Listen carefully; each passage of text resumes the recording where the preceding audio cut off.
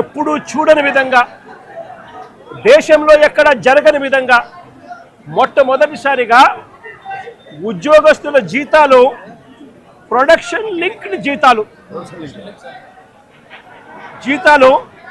Production linked జీతాలకు ముడిపెట్టారు. అంటే production ఈ మేరకు వస్తేనే మీకు ఈ మేరకు జీతాలు వస్తాయి, ప్రొడక్షన్ ఈ మేరకు రాకపోతే మీకు జీతాలు ఈ మేరకు రావు అని చెప్పి మొట్టమొదటిసారిగా జీతాలు ప్రొడక్షన్ లింక్డ్ జీతాలు ఇవ్వడం కూడా ఈ 2 ఏళ్లలోనే మొదలైంది. నిజంగా దేశంలో కూడా ఎక్కడ జరగదు. ఎవరైనా పర్మనెంట్గా ఎంప్లాయీ ఎక్కడైనా ఉన్నా వాళ్లకు జీతం ఎంత ఉంటే అంత జీతం ఇస్తారు.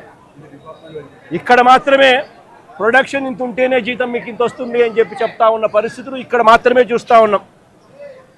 మొట్టమొదటిసారిగా ఈ 2 ఏళ్లలోనే, అంతకు ముందు వరకు వైఎస్ఆర్సీపీ ప్రభుత్వం ఉన్నంత వరకు ఎంప్లాయీస్కి క్వార్టర్స్లో కరెంటు బిల్లు 50 పైసలు మాత్రమే వసూలు చేస్తూ ఉన్న పరిస్థితి.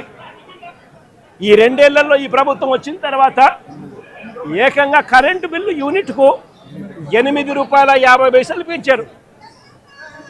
అంటే ఎంప్లాయీస్ క్వార్టర్స్ ఖాళీ చేసి వెళ్ళిపోమని చెప్పి ఎంప్లాయీస్ మీద ఒత్తిడి తీసుకొచ్చి ఇంకొక కార్యక్రమానికి శ్రీకారం చుట్టారు. ఎంప్లాయీస్కి ఎవరికి కూడా ఈ 2 సంవత్సరాల కాలంలో ఇంతవరకు no bonus, no medical facilities, no HRA, no LTC, no LLTC, no leave encashment, no incentives. నిజంగా ఈ మాదిరిగా ఎంప్లాయీస్ను దారుణమైన పరిస్థితిలో ఇవాళ ఇక్కడ ఉద్యోగాలు చేసే పరిస్థితిలోకి వచ్చినారు ఈ 2 ఏళ్లలోనే. ఆశ్చర్యం కలిగించే విషయం ఇంకోటి ఏమిటంటే 11,440 కోట్ల ప్యాకేజ్ ఇచ్చినాము అని చెప్పి నిన్న ఈ మధ్యకాలంలో మంత్రులు వచ్చిన వాళ్ళు, చంద్రబాబు నాయుడు గారు సుపుత్రుడు ఇంకా ఇతరాతర మంత్రులు ఎవరైతే వచ్చినారో వాళ్ళంతా కూడా మాట్లాడడం జరిగింది. ఈ 11,440 కోట్ల ప్యాకేజ్ ఏదైతే ఉందో ఈ ప్యాకేజు ఈ కంపెనీలో, ఈ స్టీల్ ఫ్యాక్టరీలో మెయింటెనెన్స్ కోసమో లేకపోతే సేఫ్టీ పారామీటర్స్ పెంచడం కోసమో ఎఫిషియన్సీ ఇంప్రూవ్మెంట్ కోసమో తీసుకొచ్చింది కాదు.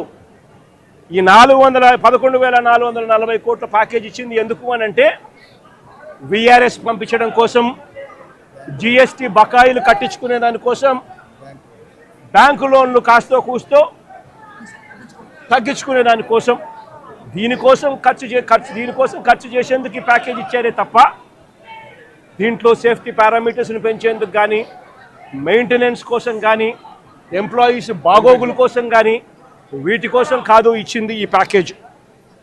ఇంకా ఆశ్చర్యకరమైన విషయం ఏమిటి అని అంటే ఇప్పుడు జరిగిన ఈ ఇన్సిడెంట్ నిజంగా అన్నిటికన్నా బాధ కలిగిస్తుంది. ఎందుకనంటే ఒక ఘటన జరిగింది. ఆ ఘటన ఎందుకు జరిగింది అని చెప్పి చూస్తే